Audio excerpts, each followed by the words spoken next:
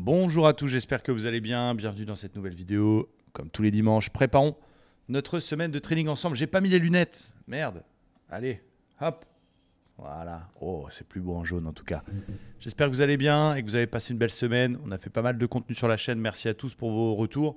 Que ce soit pour les petites vidéos que j'ai fait, CFD Futur, que ce soit l'interview du Saint-Tanguy ou le Top and Flop. Merci vraiment à tous pour vos messages. Le dimanche, on se pose, on regarde un peu ce qui s'est passé la semaine dernière, on essaie d'avoir un peu des niveaux pour surveiller cette semaine qui arrive, quels sont les événements à venir, etc. Vous connaissez le principe, on a une semaine qui nous attend qui est importante puisqu'on a, les amis, la Fed. La Fed qui cette semaine donnera sa décision concernant les taux d'intérêt. 99,9% de pas de hausse de taux d'après FedWatch. Donc très très peu probable que la Fed augmente ses taux d'intérêt, mais ce qui va être important, ça va être le discours. Qu'est-ce que va nous dire Jérôme Powell pour l'an prochain? Est-ce que la Fed est arrivée à la fin de son cycle de hausse de taux? Est-ce qu'on peut avoir quelques surprises? On a vu qu'il y avait une inflation qui était un poil plus forte que prévu récemment, avec des indicateurs économiques qui montrent que les États-Unis sont encore solides. Donc ça peut peut-être inciter la Fed à être un petit peu plus faucon, comme on dit. Donc ça va être important à suivre, bien évidemment. Donc ça va être une semaine, comme j'ai envie de le dire, un peu charnière. Les résultats, les gros résultats, il y en a encore qui vont venir, mais les très gros résultats, les GAFAM, etc., sont passés. Mais il y en a encore quelques-uns dans la semaine. Donc voilà, il va falloir faire attention. C'est la Fed principalement. Ce gros rendez-vous, ce sera la Fed mercredi. Si je ne dis pas de bêtises, c'est ça. 19h, le communiqué du FOMC avec la décision sur les taux et conférence de presse. D'ailleurs, je vous rappelle que vous avez changé d'heure en France et ce n'est pas encore le cas aux États-Unis. Donc pendant 2 semaines, vous aurez l'ouverture américaine à 14h30 au lieu de 15h30 pendant 2 semaines jusqu'à ce que les États-Unis ajustent eux aussi le passage à l'heure d'hiver. C'est important à noter parce que je vais encore recevoir des messages. Ah, je ne comprends pas. C'est déjà ouvert. Et oui, il y a 1 heure de moins pendant 2 semaines, les amis. Donc attention à ça. Donc semaine importante. Il y aura d'autres stats évidemment, mais voilà, on va essayer de faire comme la semaine passée, essayer de faire le minimum de trades possible, être le moins longtemps sur le marché et respecter nos méthodes, respecter nos plans. Voilà, avoir quelques cordes à notre arc. Mais je suis tombé sur un TikTok très intéressant parce que ça m'arrive de regarder TikTok. Et de quelqu'un qui expliquait, alors je regarde un peu tout le monde, bien sûr, et puis tu choisis pas, tu sais, tu scrolles, je suis tombé sur un petit jeune qui disait quelque chose de très juste. Il disait, quand je rencontre quelqu'un qui fait du trading, je lui demande quelle méthode il utilise, et si la personne elle a 30 000 méthodes différentes, qu'elle en change tous les 15 matins, tous les 15 jours, pardon, et qu'un coup elle utilise Shimoku, un coup elle utilise machin, truc muche avec des milliers d'indicateurs, c'est qu'elle se cherche encore. Quelqu'un qui est rentable, c'est quelqu'un qui a 2, 3 stratégies et qui utilise que ça parce que il joue les probas. C'est exactement ce que je répète au quotidien. Nous, on est spécialisé plutôt dans le day trading sur les indices. On a 3, 4 stratégies qu'on va utiliser. Alors, ça va être des figures bulles, ça va être l'OPR, ça va être les divergences, ça va être les wolves. Ça ne veut pas dire que c'est aussi simple. Il y a tout un travail d'analyse, tout un travail de détermination de la tendance, des niveaux, etc. Mais effectivement, j'étais assez d'accord avec lui. Donc voilà, c'est important de focus sur 1, 2, 3 stratégies avec lesquelles vous êtes d'accord, que vous comprenez, que vous avez backtesté ou que vous avez pu observer l'efficacité par votre expérience. Et puis jouer les stats avec le RR, etc. Bref, pour vous dire que voilà, on est content nous de notre côté. On a fait une belle semaine dernière. On a confirmé, ça fait quand même 3, 4 mois là qu'on cartonne. Attention à rester humble, encore une fois, parce que quand on a des moins bonnes passes, on sait que la roue va tourner. Mais quand on fait que des TP, ça ne peut pas durer. Donc il va falloir faire très attention cette semaine. Encore une fois, rester le minimum de temps sur les marchés. Semaine dernière, par exemple, j'ai fait 3 trades. Donc, ça me va très, très bien ce genre de semaine. Donc, on va faire vraiment très, très attention, les amis. Voilà un petit peu pour cette introduction. On a un guest. Est-ce qu'il veut dire bonjour, le guest, là? Allez. On a un guest avec nous.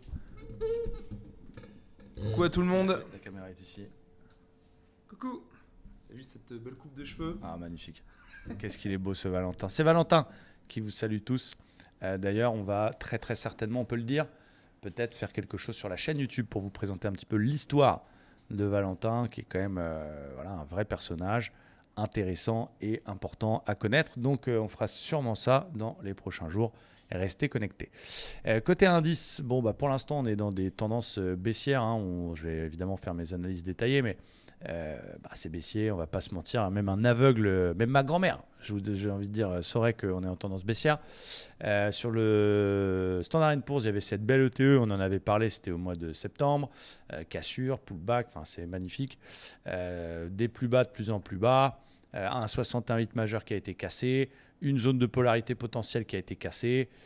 Bon, voilà. Après, encore une fois, c'est l'analyse technique, c'est une façon de lire le marché, mais il ne faut pas oublier que, bien sûr, le contexte, les news, les différents événements macroéconomiques, c'est eux qui font bouger le marché. Et la Fed, en fonction de son discours, mercredi, pourra inverser cette tendance. Ce n'est pas à exclure, mais pour l'instant, on est dans des tendances baissières avec des plus hauts et des plus bas de plus en plus bas. Donc, je continue pour le moment à prioriser ce qui se passe, prioriser la tendance et plutôt chercher des ventes. C'est vrai que quand on débute, on peut se dire ça a beaucoup baissé, ça peut que rebondir. Ou bêtement, mais c'est en bas de mon écran. C'est psychologique, mais mine de rien, ça joue. Je suis en bas de mon écran. Là, je vais peut-être essayer de jouer le rebond. Ou ça a beaucoup baissé. Je vais peut-être pas continuer à vendre là-dessus. Plein de petites erreurs que vous pouvez faire quand vous débutez, que j'ai fait aussi. Je ne vais pas vous mentir, mais aujourd'hui, je suis au max la tendance. Et pour l'instant, je peux me tromper, bien sûr. C'est une analyse technique. Je ne vois pas de signal flagrant qui me montre un possible retournement, c'est-à-dire une divergence, c'est-à-dire un signal bougie type marteau, avalement, harami, ce genre de choses. Donc, si on se base purement sur l'analyse technique, c'est baissier. Et donc, je vais plutôt continuer à surfer sur cette tendance-là, même si, encore une fois, prudence, allez pas me jouer le gros big short de l'année. La Fed, mercredi, peut tout changer. Powell peut inverser. Parce que ce qu'il faut savoir aussi, c'est que la Fed, son boulot, c'est évidemment de réguler le dollar, de le contenir, de réguler l'inflation et de gérer un petit peu tout ça. Mais la Fed, elle ne peut pas se permettre non plus de déclencher des crises majeures. Et là, peut-être qu'elle pourrait avoir un discours un petit peu plus accommodant pour éviter qu'on aille beaucoup plus bas, même s'il y a d'autres facteurs qui rentrent en compte dans cette tendance. Bien sûr, le conflit israélo-palestinien, toujours cette inflation assez persistante, toujours le conflit ukrainien. Il y a quand même beaucoup de casseroles sur le feu qui font que il y a un mode un peu risk-off sur les marchés, malgré quand même quelques sociétés qui ont annoncé des bons résultats. Les gros fonds, les grosses fortunes, là où il y a les pépettes, vont plutôt sur des valeurs refuges et passent vraiment en mode risk-off. Allez, on y va. C'est pas encore sell-off où là on a comme on l'avait vu par exemple en mars 2020 avec le Covid. Mais pour l'instant, il n'y a pas de notion de rachat bon compte sur ces niveaux-là et c'est toujours baissier. Donc voilà, attention à pas tomber dans j'ai envie d'acheter la baisse. En tout cas, attendons un signal de retournement. On va commencer par l'indice allemand, celui que j'ai l'habitude d'appeler le Bosch. Le DAX qui est toujours en tendance baissière en daily, ça c'est assez net, avec des plus hauts, des plus bas majeurs de plus en plus bas. Il y a une polarité qui m'intéresse. Je peux avoir un esprit contrarien parfois, essayer d'acheter des baisses sur des très gros niveaux. S'il y a des setups, s'il y a des signaux intéressants. Et là, le prochain niveau sur le DAX, c'est cette zone polarité ici. Vous voyez, ça a été résistance au mois d'août, ça a été support au mois de décembre. C'est ce qu'on appelle une polarité. Ça veut dire qu'un coup, je suis résistance, un coup, je suis support, un petit peu comme Valentin. Un coup, il est mâle, un coup, il est femelle. C'est un petit peu la même chose. Il est polarité. Pardon ? Ça dépend des horaires, exactement. Donc, une zone qui est intéressante. 14 400, 450, c'est des niveaux à surveiller. Donc, je ne vais pas me risquer à tenter l'achat du Seigneur si j'ai rien, mais on verra s'il y a un setup là-dessus, pourquoi pas. En attendant, on a latéralisé un petit peu finalement la semaine dernière. On est allé dans un range entre la zone 14 750 et 15 000 points. Donc on a fait un petit peu ping-pong là-dedans et bam, ça a été cassé par le bas en toute fin de séance vendredi. Donc je traite plus trop le DAX, je vous avoue. Je suis plus sur le Dow Jones, sur le Nasdaq.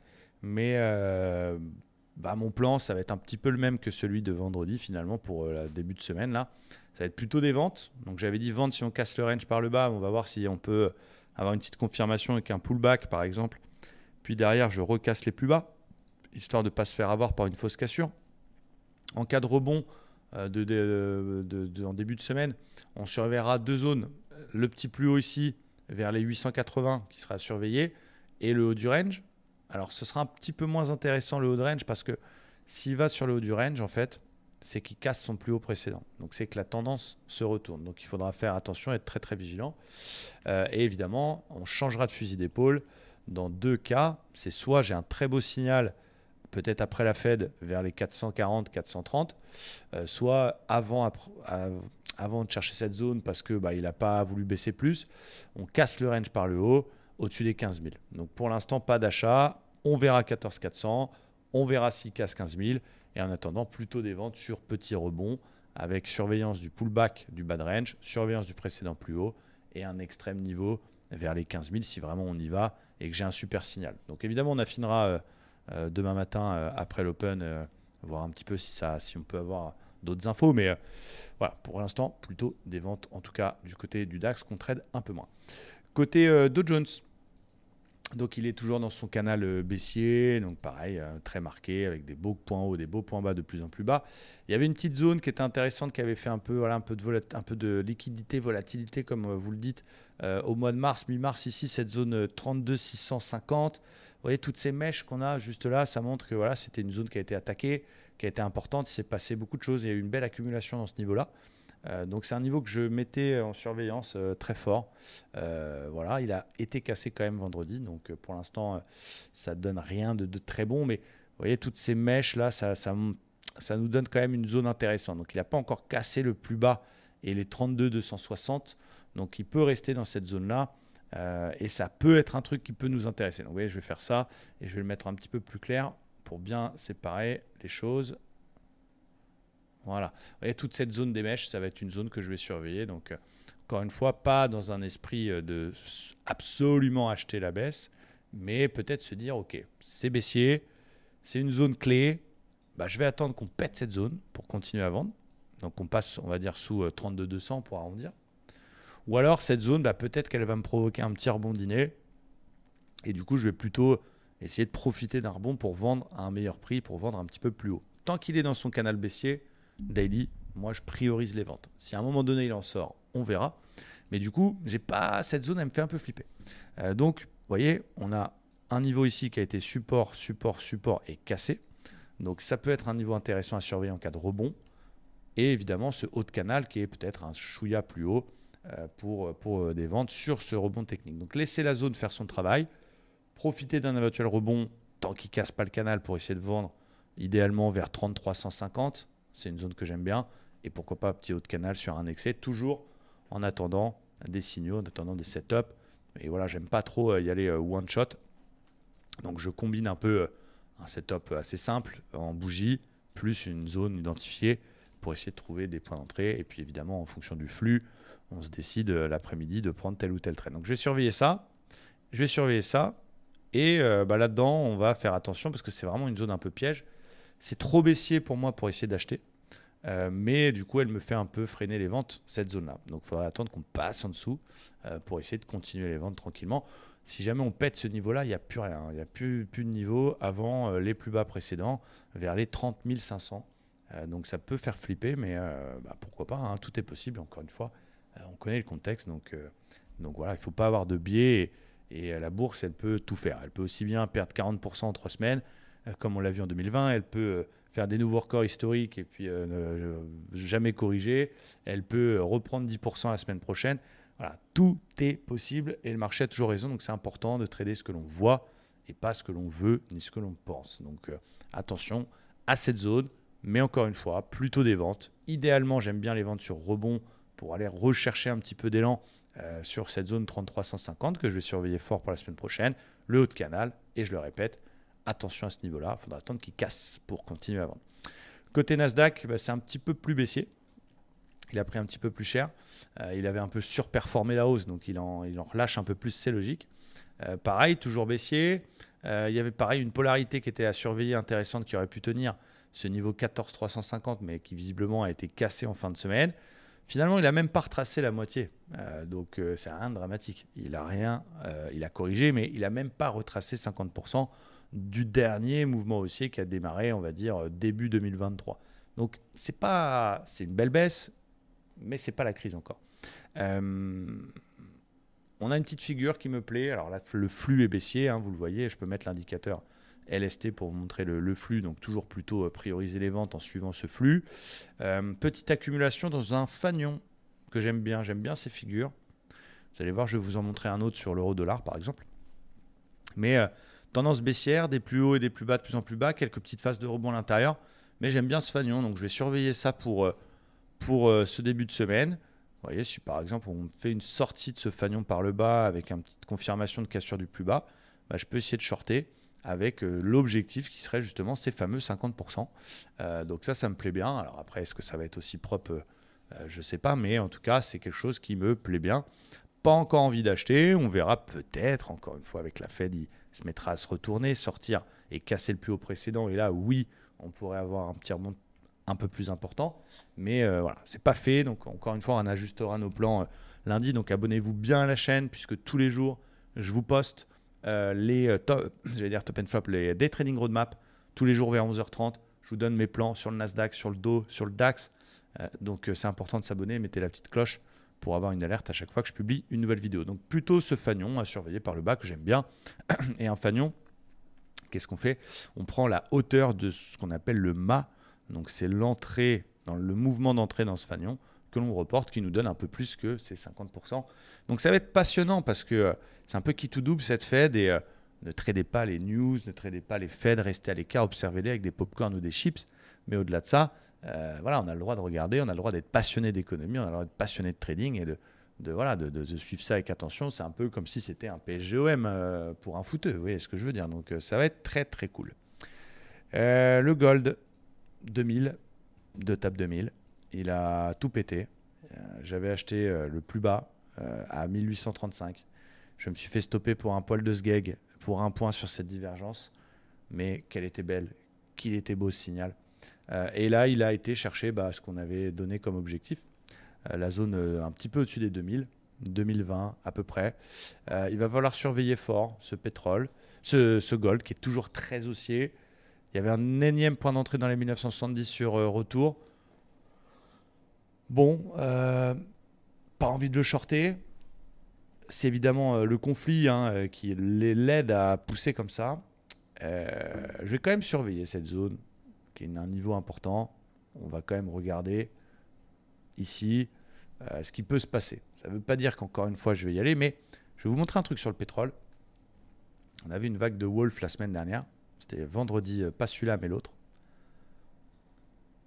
On n'y croyait pas beaucoup. Pas grand monde y croyait à cette vague de Wolf. Il y avait le conflit, il y avait tout ça. Et on s'est dit, dur. Donc, quand je l'ai expliqué, présenté aux membres, c'est vrai que c'est normal. On est toujours en plein conflit. Beaucoup de médias annoncent un pétrole avec des records à venir. Et là, tu as un signal de baisse. Bon, il faut non seulement des coronesses, mais surtout, il faut oser le prendre. Et peut-être qu'à cause de ça, j'ai peut-être fait l'erreur de mettre un stop un peu court. Mais au-delà de ça, force est de constater que cette vague de Wolf, elle a super bien marché. Elle a défoncé son objectif. Et c'était le plus haut. Donc, encore une fois, on en revient. Si vous prenez des décisions sur l'analyse technique, parce que vous avez cette stratégie-là ou celle-ci qui vous plaît, que vous comprenez, sur laquelle vous savez être systématique et qui vous donne des bons résultats avec des bons ratios et une belle probabilité de succès, ça ne veut pas dire qu'elle marchera tout le temps, vous le savez. Quand tu as un setup, il faut y aller. Il ne faut pas se poser de questions. Donc, voilà, on va surveiller quand même cette 2030. Et si j'ai un beau signal, vraiment un truc indiscutable, une div validée, une belle wolf, une fausse cassure, on surveillera ça. Peut-être déjà pour couper les achats long terme, mais peut-être pour travailler un petit mouvement de consolidation. Ça peut bouger avec le dollar mercredi, justement. Le gold est coté en dollars, très corrélé évidemment. La Fed va donner un petit peu le programme pour l'année prochaine. En fonction de ce qu'elle va dire, ça impactera le gold. Donc on va surveiller ça très très fort, cette zone 2030 à peu près. Et pour le pétrole, la Wolf, ça y est, elle est cuite.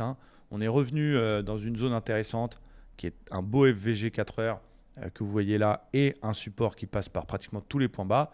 Ça reste intéressant. J'ai maintenant envie plutôt d'essayer de l'acheter. Il a cassé son précédent plus haut, donc ça c'est plutôt pas mal. On a en plus la théorie de dos qui s'est retournée. On va surveiller la zone. Si il revient proche de cette espèce de bas de range, cette espèce de support vers les 83, ça peut être un niveau cool à travailler. Donc, je vais surveiller ça. Si on a la chance d'avoir un retour par ici sur le bas de range, ça peut être pas mal pour essayer de travailler un petit achat.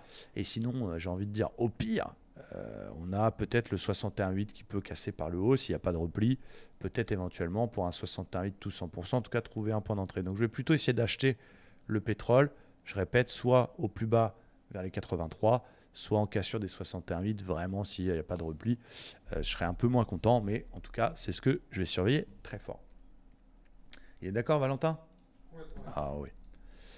Du côté du Forex, pareil, paires en dollars qui sont les paires majeures, hein, les paires majeures euro-dollar, GBP, USD, USD Yen, USD CHF, USD CAD, AUD, USD, NZD, USD, beaucoup d'USD, elles sont toutes en USD. Donc, Fed mercredi, donc pas de faux cette semaine, pas de div, rien, parce que après du Forex, si vous faites du Forex 5 minutes, pourquoi pas lundi, mardi. Mais moi, en général, le Forex, c'est plutôt du 4 heures, du 1 heure, donc des plans qui sont en théorie plutôt swing, qui vont durer une journée, 2 journées. Donc, j'ai pas envie de m'embarquer, de me retrouver dans des paires en dollars pendant la Fed. Donc, ça va être vraiment très, très sélectif sur ce Forex. Je vous montre quand même un truc sur l'euro-dollar que j'aime bien en daily. Même si la zone 1,05 qu'on voit ici a fait son job, tient, et c'est pour ça que cette baisse s'est un petit peu stoppée. Techniquement, j'entends bien sûr, fondamentalement, c'est pour d'autres raisons, mais techniquement, on voit bien que ce niveau 1,05, 1,0520 a été solide et encore solide, mais je vois, c'est mon humble avis, je vois un drapeau qui est une figure de continuation, qui plus est en daily, qui vient d'une très belle baisse, et comme d'habitude, c'est un peu comme les fanions, si je reporte la hauteur du mât sur la cassure éventuelle de ce drapeau qui n'est pas encore faite, ça nous donne un objectif tout en bas de cette vague de hausse. Donc sur un retour sur les plus bas de septembre 2022 sous la parité. Donc bien sûr la Fed peut tout changer, mais techniquement je reste vendeur sur l'euro-dollar et je peux travailler des ventes si jamais ça casse le drapeau post-Fed pour continuer à chercher un retour autour de la parité. Voilà, c'est un plan, hein. Après on verra ce que ça va donner, mais à surveiller très très fort. Les autres paires, il n'y a pas grand-chose. Il y a ce USD Yen qui n'arrive pas à passer les 150. Il y a eu à chaque fois une décision de la Banque du Japon de ne pas passer ce palier-là. Voilà, il y a l'USD CHF qui nous fait une épaule, tête-épaule inversée en hebdo. Donc, si on est haussier sur le dollar, euro-dollar continue à baisser parce que le dollar monte et USD CHF continue de pumper, ou en tout cas pump si le dollar monte aussi. Donc, elle est intéressante. Elle n'est pas encore totalement formée, mais elle est à surveiller pour ceux qui sont un peu adeptes des swings. Et il y en a une deuxième qui est ici, que j'aime bien. C'est le GBP AUD qui nous fait une TE, figure un peu classique que vous connaissez tous, qui n'est pas encore validée. Il faut casser cette ligne de coup, qui donne pareil un bon ratio, qui est peut-être peut se valider lundi, mardi. C'est du swing, mais c'est pas mal. Elle est plutôt propre, belle taille de tête, belle figure vraiment avec symétrie des deux épaules. Enfin, c'est un peu comme dans les livres là. Donc voilà, qui donne un ratio de 3. Donc c'est intéressant. On va surveiller ça fort pour la semaine prochaine. Côté action, bon, vous savez qu'on n'a pas encore fait le plein parce que ça baisse pour l'instant. Donc c'est un peu dommage de se mettre à la gueule d'action. J'en ai quand même acheté 2 dernièrement. J'ai acheté Pepsi. Parce que déjà, j'aime bien le Pepsi, déjà, première chose. Mais surtout, on a un niveau qui était intéressant, dans lequel on a une accumulation vers les 158, donc voilà, qui tient à une sorte de zone de polarité. Et on a un average TPRanks, donc un site américain que j'utilise qui nous donne un petit peu les avis des meilleurs analystes américains, que ce soit JP Morgan, Morgan Stanley et toutes les banques Merrill Lynch, etc. Et donc, ça nous donne un avis technique et fondamental. Et du coup, on a un avis autour de 190 $. Donc, j'ai pris un petit peu de Pepsi. Voilà, hein, ça peut ne pas marcher. J'ai pris aussi un petit peu de Texas Instruments. On a tous eu des calculettes Texas Instruments. Évidemment, ils ne font pas que ça. Mais qui est dans une zone, pareil, avec une espèce d'étoile du matin, un petit peu bébé abandonné, qui était quand même assez cool, avec un average TPRanks à 167. Donc voilà, j'en ai pris que 2. Et je ne suis pas trop exposé à cause de la tendance, bien sûr. Mais voilà, il ne faut pas attendre que les indices soient tout en haut pour acheter des actions parce que vous allez rater le mouvement haussier. Donc si on commence à voir un signal de retournement sur les indices en daily, pourquoi pas essayer d'en prendre un petit peu plus. Il y en a quelques-unes que je surveille. Il y avait Disney qui ne fait pas encore de gros signal de retournement. Il y avait Apple, si jamais ça sort du biseau par le haut, figure de continuation. Il y avait Tesla, forcément, dans cette zone polarité intéressante. Il y avait Nike aussi que je surveillais fort en cas de petit retour parce qu'elle est sur un très très gros support hebdo très long terme. Donc que je surveille. Qu'est-ce qu'on peut dire? JP Morgan aussi. Voilà, donc là c'est un plan, je ne suis pas encore rentré dedans, hein, donc j'ajuste au fur et à mesure, mais que j'aime bien. Voilà, bon, on reste pour l'instant un peu à l'écart des actions. Donc c'est vrai que dans les LNDJ, je ne vous en montre pas beaucoup, non plus dans les vidéos du dimanche, parce que pour l'instant on n'en achète pas et j'ai pas envie de vous parler de ce que je ne fais pas. Donc on aura l'occasion d'en reparler peut-être dans les prochaines semaines. Pour terminer sur le BTC, je suis très content parce que je vous ai recommandé de plutôt faire des achats au plus près du bad range, donc sur les 25 000 récemment. Donc ça marche plutôt cool. Moi, je répète, je fais du DCA, donc je mets tous les samedis une certaine somme sur le Bitcoin only. Et à côté, j'ai un peu d'autres cryptos. J'ai fait un beau renfort sur 25. Ça pump, c'est bien. Et il est sorti de ça. Il a cassé les 32, qui pour moi était le signal de début de bull run. Donc voilà. Il nous fait même un espèce de petit fanion en daily, là, qui est intéressant. Mais bon, on arrive dans un FVG hebdo. Alors j'aime bien les fair value gap. C'est vrai que c'est quelque chose que j'ai découvert il y a quelques mois et j'aime bien les regarder. Mais bon, pour l'instant, on est dimanche 17h47. C'était la clôture de la bougie hebdo que j'attendais fort pour confirmer mon plan. Pour l'instant, voilà, c'est pas un fake. On a une très belle bougie hebdo, une belle sortie par le haut. Alors, j'ai vu des vidéos comme d'habitude de gens qui vous annoncent 1 million, d'autres qui vous annoncent que c'est du fake et qu'il va retourner à 10 000. Bon, voilà, c'est comme d'habitude. On a les uns, les pour, les contre, peu importe. Moi, je vais écouter mon plan, c'est-à-dire que j'achète du Bitcoin depuis très longtemps, très régulièrement, en DCA. Je fais des renforts sur des beaux niveaux. On a cassé 32. Je ne vais pas chercher à comprendre plus loin. J'ai une vision long terme. Je peux me tromper, mais voilà, je vais renforcer le Bitcoin. Alors, je vais attendre. Peut-être qu'il viendra, peut-être qu'il ne viendra pas. Mais je vais attendre un petit retour. Si on peut avoir un petit comeback vers la zone justement 31 500, qui est l'ancien top, ce serait du bonheur. Ce serait GG. Ça nous permettrait d'avoir un petit point d'entrée un petit peu plus intéressant. Mais voilà, ça reste mon avis. Il faut rester à l'écoute de ce qui se passe. Si vous ne prenez pas votre propre décision, vous attendez l'avis de Pierre, Paul, Jacques, finalement, vous n'allez jamais être dedans. Parce que vous allez écouter ce gars qui va vous dire c'est fake, donc vous n'avez pas envie d'acheter. Vous allez avoir envie peut-être de le shorter. Finalement, ça va partir un peu dans tous les sens dans votre tête. Et puis, j'attends qu'il revienne, et vous n'êtes pas dedans. Donc moi, je vais respecter mon plan. J'assume. Pour moi, c'est cassure du 32, c'est début de bull run. On verra si les prochaines semaines me donnent raison. Mon objectif, j'ai pas peur de le dire, premier objectif, c'était le comblement de ce FVG à 37 000 et des bananes. Deuxième objectif, 47 000. Je parle pour les prochaines semaines. Voilà, on verra. Et ça reste un avis technique, bien sûr. Ça ne veut pas dire qu'il faut mettre la maison. Ça ne veut pas dire qu'il faut faire un all-in. Toujours dans le respect du money management, surtout sur les crypto-monnaies qui sont quand même très volatiles, qui peuvent perdre 40% en une journée. Donc faites-le avec parcimonie et respect de ce que vous pouvez vous permettre d'accepter de perdre. Mais voilà, pour moi, c'est un beau signal. Donc voilà, idéalement, le petit retour sur les 31 500. Mais voilà, je continue à accumuler. J'en ai encore acheté hier matin. Et voilà, je suis content de mon renfort à 25 qui marche bien. Et voilà, let's go, to the moon, comme on dit. C'est tout pour cette vidéo. J'espère que ça vous plaît. Donc plutôt un biais vendeur encore sur les indices. Attention avec la Fed mercredi. Des grosses news quand même encore à venir tout au long de cette semaine.